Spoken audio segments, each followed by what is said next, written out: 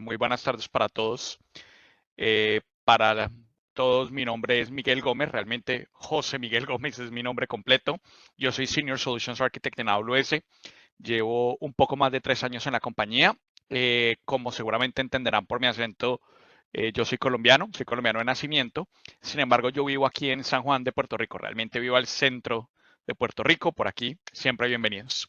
Mi enfoque son las compañías de la industria financiera y el día de hoy vamos a estar hablando sobre respuesta a incidentes. Un poco de lo que tenemos para el día de hoy para ustedes. Primero vamos a hablar sobre el Customer Incident Response Team, bastante importante dentro de lo que estamos haciendo, y nos vamos a enfocar en tres aspectos particulares de la respuesta ante incidentes, que son el compromiso de credenciales, los errores de configuración y el compromiso de instancias. Y al final vamos a estar hablando un poco sobre nuestro servicio de Amazon Detective y algunos de los features que fueron lanzados dentro de este servicio en el último Reinforce. ¿Por qué nos queremos centrar en estos tres ítems en particular? Bueno, porque hemos detectado dentro de AWS, viendo a nuestros clientes, viendo incidentes de seguridad, que son los tres incidentes que más ocurren, eh, viendo todo como, digamos, viendo lo que ocurre típicamente cuando hay incidentes de seguridad. Entonces vamos a tratar de enfocarnos en ellos tres sin dejar de lado pues otras cosas que podrían ocurrir.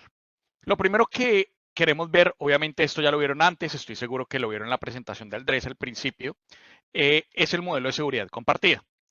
Eh, Ahora, una pregunta, voy a abrir muy rápidamente el panel, yo no puedo ver en este momento el chat, pero vamos a abrir el panel 15, 20 segunditos muy rápidamente para el que quiera poner su micrófono es bienvenido. Cuando, perdón, cuando ocurre un incidente de seguridad, típicamente, ¿en qué parte del modelo de seguridad compartida creen que ese incidente típicamente se origina? ¿En la parte de seguridad de la nube o en la parte de seguridad en la nube? Por ejemplo, no sé, si alguien deja un secret access key hardcodeado, ¿en cuál de los dos lo pondrían? Rápidamente, 15 segundos.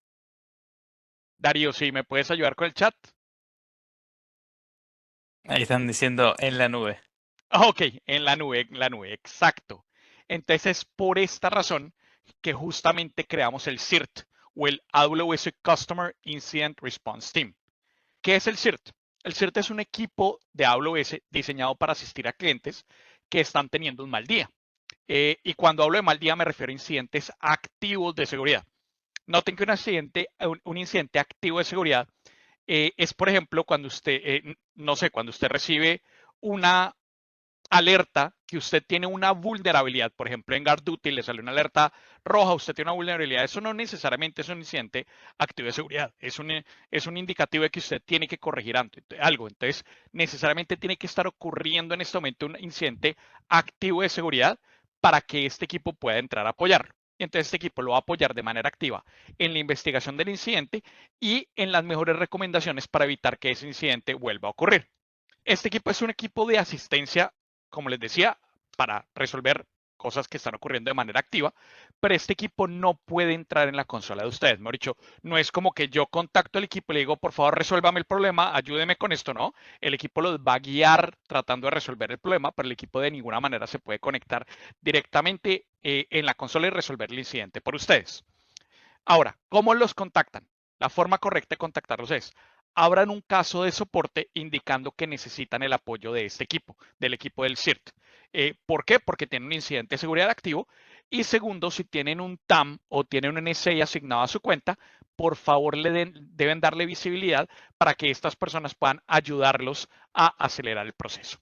Por último, por aquí les dejo dos links, se los voy a poner en un momento en el chat, que son el link de un blog post y el playbook. Este blog post básicamente habla del momento en el que nosotros lanzamos el Customer Incident Response Team, de cuáles son digamos, los objetivos de este equipo, para que ustedes lo vean detalladamente cómo funciona este equipo.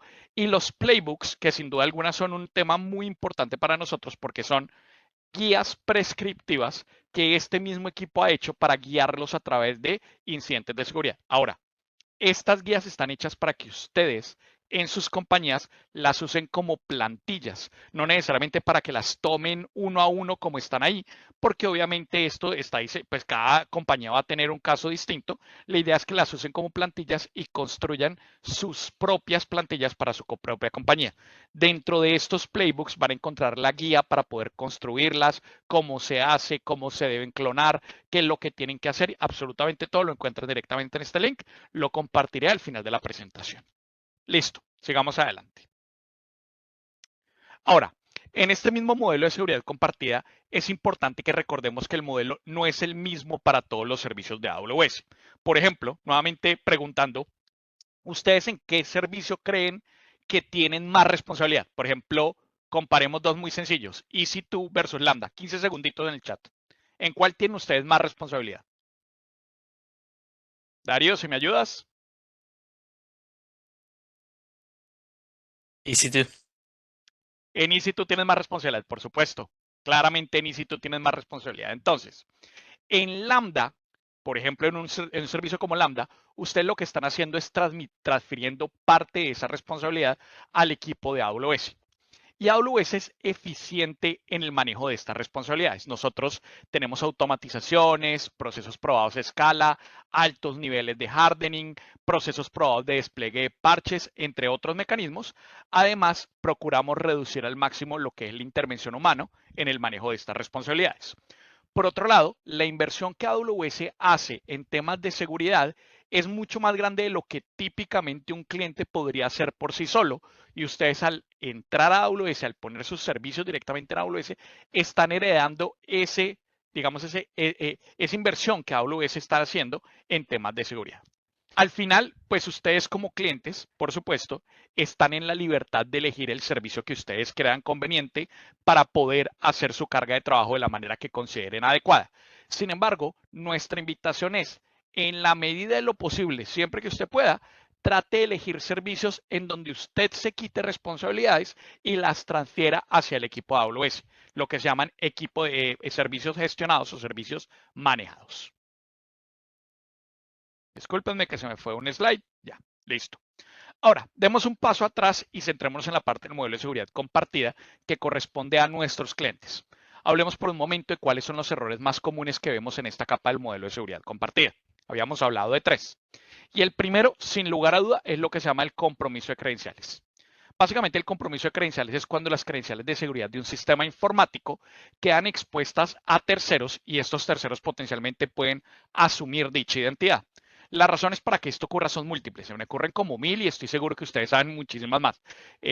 La persona dejó un post-it con el password en el escritorio, le hicieron un ataque phishing, estaba haciendo un programa y lo dejó hardcodeado en su código. Bueno, en fin, hay 1000 formas de poder lograr eso. Entonces, ¿cuáles son las buenas prácticas que AWS provee para evitar el compromiso de credenciales? Lo primero, usemos Instance Profiles para asignar roles a nuestras instancias de S2 en el momento del lanzamiento. No después, sino en el momento del lanzamiento. Obviamente después también lo pueden hacer, pero es mejor hacerlo desde que la instancia se lanza. Lo segundo, usar la funcionalidad de IAM Roles Anywhere para recursos que se encuentran fuera de la nube de AWS. Lo tercero, lo repito y se lo repito siempre a todo el mundo, traten de evitar hacer hard coding de credenciales en lenguajes de programación. Pasa mucho, especialmente cuando se hacen transiciones, no sé, entre dev a staging o cosas por el estilo, que alguien dijo, no, no me funciona el código, entonces puso el password de la base de datos directamente en el código, hizo un commit de eso y ese código termina quién sabe dónde. Y entonces están literalmente abriendo esa credencial a todo el mundo. Y por supuesto, en la medida de lo posible, no usar access keys ni credenciales permanentes. En ese orden de ideas, siempre tratemos de seguir la buena práctica de usar credenciales temporales. Las credenciales temporales tienen la ventaja de tener unos tiempos, se rotan automáticamente y tienen limitaciones, de manera que en caso de un compromiso de dichas credenciales vamos a estar mucho mejor protegidos. Última, no me canso de decirlo, el usuario root en la medida de lo posible no lo toquen. Asegúrenlo de la manera más fuerte posible. Ahora, frente al compromiso de credenciales, particularmente credenciales que quedan hardcoded, como lo hablé hace un momento, AWS ofrece un servicio, realmente lo está haciendo todo el tiempo, en el cual está escaneando constantemente repositorios públicos como por ejemplo el de GitHub y está buscando credenciales que se encuentren comprometidas, que alguien dejó abiertos. Esto es un best effort. Entonces hablo de eso y lo está escaneando, pero no significa que necesariamente va a encontrar ese código que usted dejó abierto. Va a tratar de encontrarlo. Si eso ocurre, si nosotros encontramos un código en el que hay una credencial suya abierta, ¿cierto? Nosotros le vamos a avisar, le vamos a decir, mire, cliente, usted dejó este código por acá. ¿Cuál es el problema? Que muchas veces nuestros clientes se les olvida poner sus contactos de seguridad.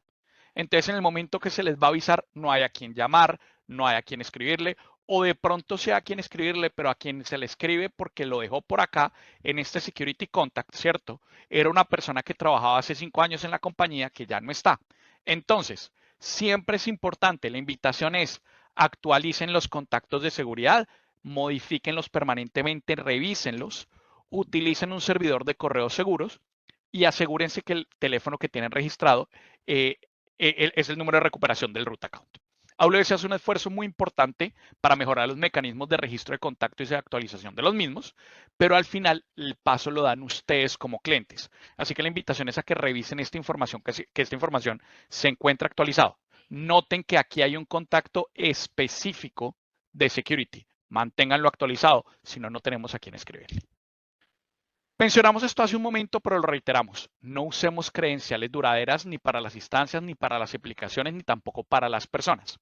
Darle acceso a una persona por el panel de login y password de la consola AWS es un acceso con una credencial duradera. Y si bien es posible que algunos power users puedan necesitar acceso a la consola de esa manera, lo típico o lo común no debería ser eso, ¿correcto? El grueso de nuestras identidades no deberían manejarse por ahí. ¿Cuál es la buena práctica? Usen IAM Identity Center. Por un lado, nos permite tener un lugar centralizado para crear cuentas a todos los empleados de nuestra compañía, especialmente cuando tenemos ambientes multicuenta. Esto se vuelve particularmente challenging, cómo le doy yo entrada a esos empleados a múltiples cuentas de AWS con diferentes perfiles. Y por otro lado, podemos dar acceso a la consola de la manera más segura posible, que es usando credenciales temporales. Además, podemos vincular el IAM Identity Center con proveedores de identidad corporativos para un manejo aún más centralizado de las credenciales. Ahora, digamos que algo ocurrió y la credencial quedó comprometida. O sea, alguien la dejó escrita, pasó por ahí algo, ¿cierto? Entonces, ¿cuál es el curso de acción que yo debería seguir? Lo primero, abran un caso de soporte siempre con clasificación CEF2 para que puedan obtener la ayuda de nosotros. Lo segundo, proceder inmediatamente a la rotación de credenciales. Lo tercero, habilitar el Multifactor Authentication para todos los usuarios, idealmente. Algo que de por sí deberíamos haber hecho antes, pero eso es un buen momento también para hacerlo, ¿cierto? Cuarto, identificar roles y usuarios que estén por fuera de lo común o que no hayan sido creados por nosotros. Recuerden que hay una manera de exportar los usuarios que ustedes tienen un tiempo dado para poder hacer comparaciones y hay herramientas que permiten apoyar esa clase de comparaciones. Y una vez identificados, analicemos el impacto que pudiesen haber tenido esas credenciales. Por ejemplo, si se modificaron otras credenciales, se modificaron permisos, se lanzó nueva infraestructura.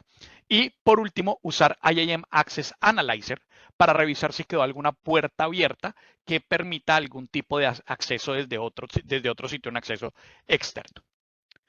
Listo, eso cubre nuestro primer caso. Ahora vamos al segundo, ¿cierto?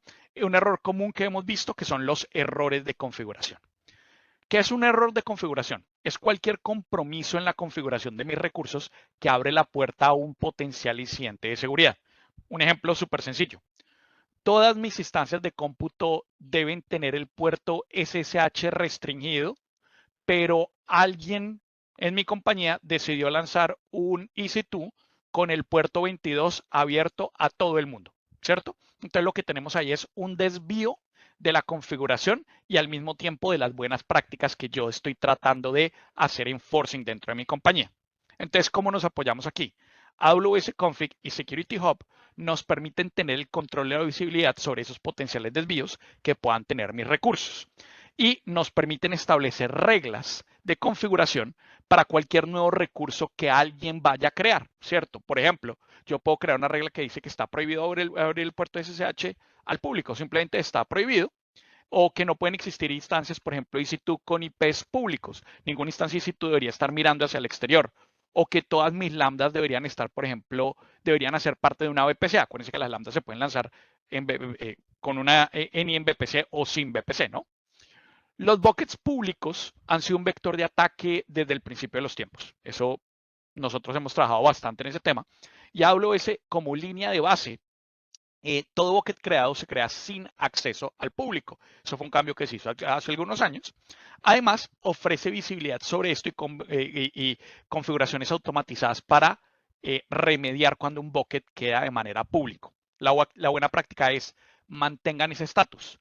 Tratemos de no crear buckets públicos excepto que sea estrictamente necesario, y los casos estrictamente necesarios deberían ser realmente muy pocos.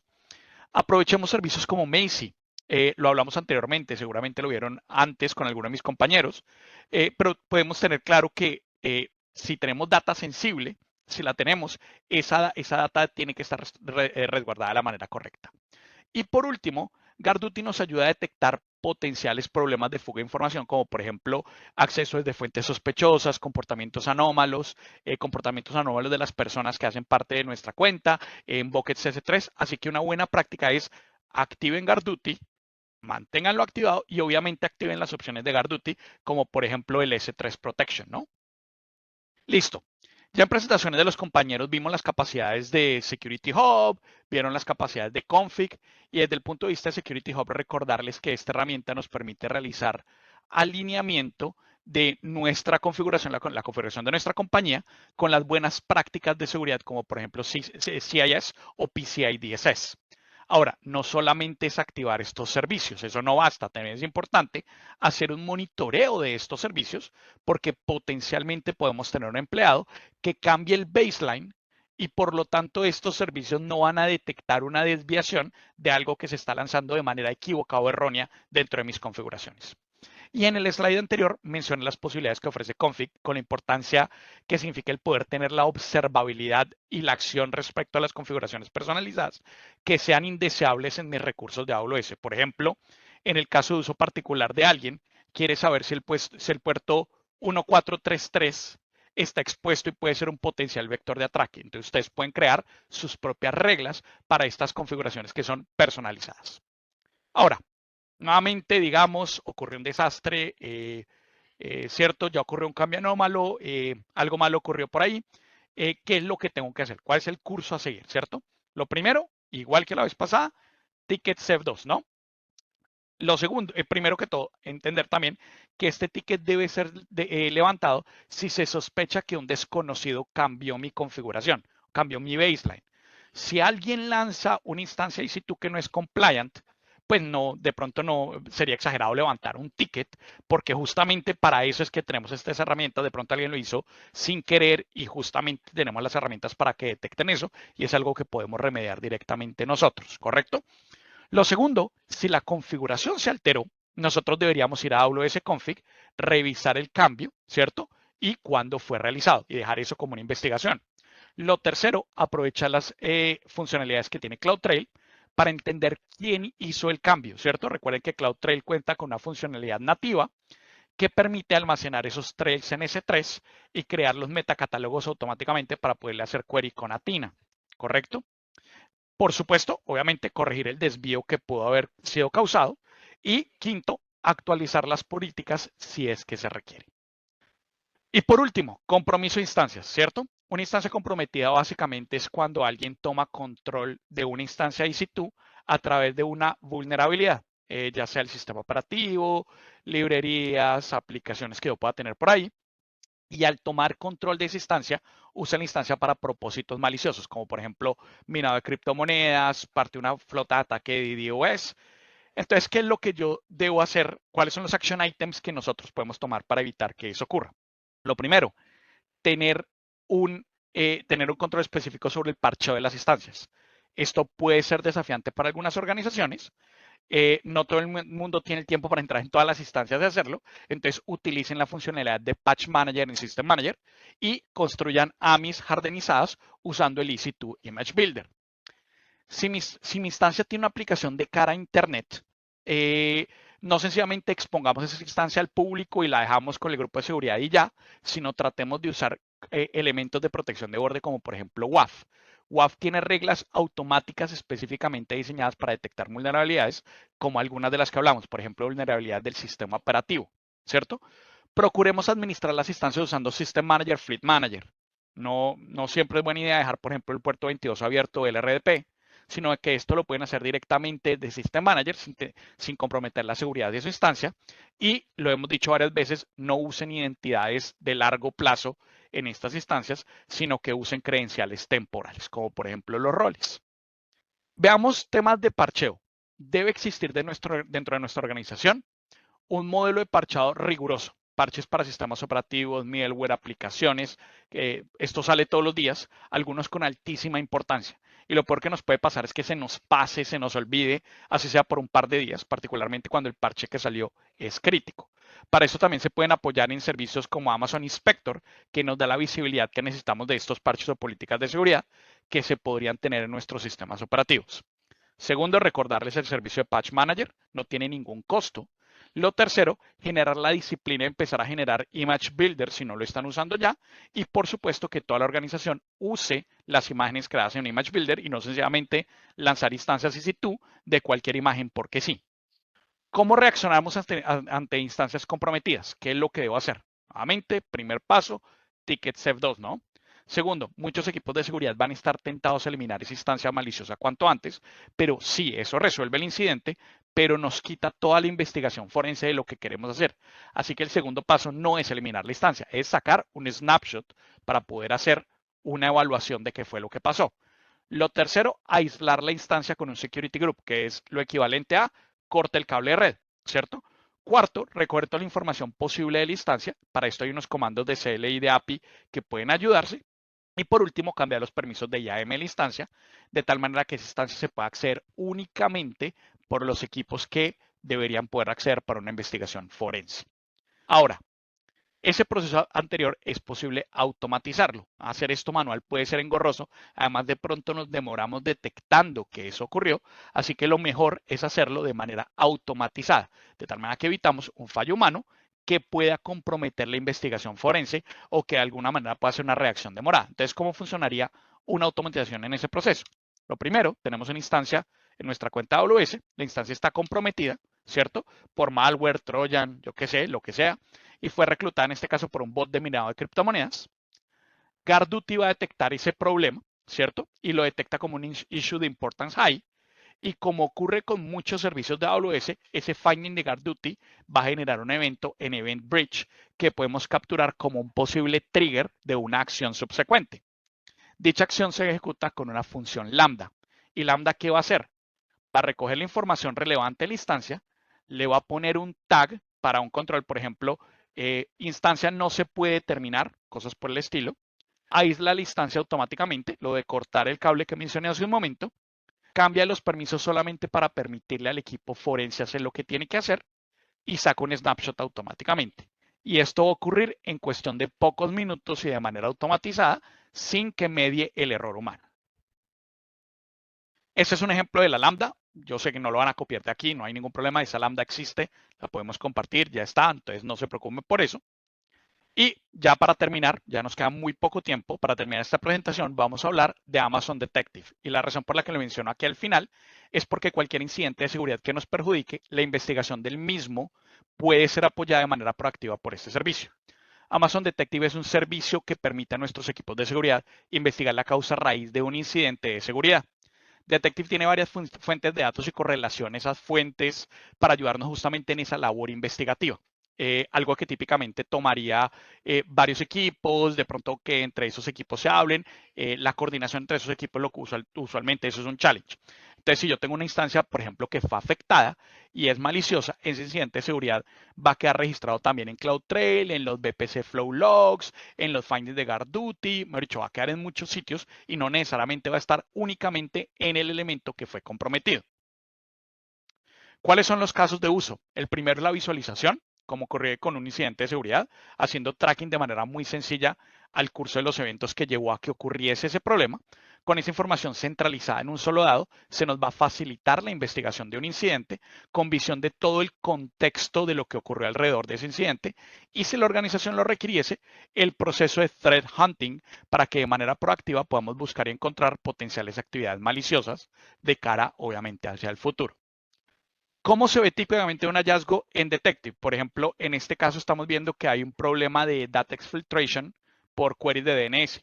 En otras palabras, mi instancia está enviando data sensible de mi organización escondida en queries de DNS, ¿cierto? Entonces, podemos ver, primero, el intervalo de tiempo en el cual queremos observar lo ocurrido. Entonces, ahí filtramos el tiempo. También, detalles del recurso afectado o implicado. En este caso, es una instancia EC2 que fue creada en tal fecha, cuál es el rol que tenía, ¿cierto? Y además, podemos ver que los incidentes están relacionados con otra posible vulnerabilidad. Por ejemplo, en este caso, no solamente está el data exfiltration, sino también había un port scan outbound de esa instancia EC2. Así que esas dos cosas podrían estar relacionadas. Si yo hubiera investigado un incidente aislado, probablemente no me habría dado cuenta que este segundo incidente está. Ahora, para apoyar esta investigación desde el punto de vista de tráfico de red, AWS cuenta con los VPC Flow Logs. Son una herramienta súper poderosa, pero también sabemos que los VPC Flow Logs generan una cantidad de información, es voluminosa y a veces tratar de analizar esa información tan voluminosa puede ser un challenge para algunas organizaciones o puede tomar un tiempo.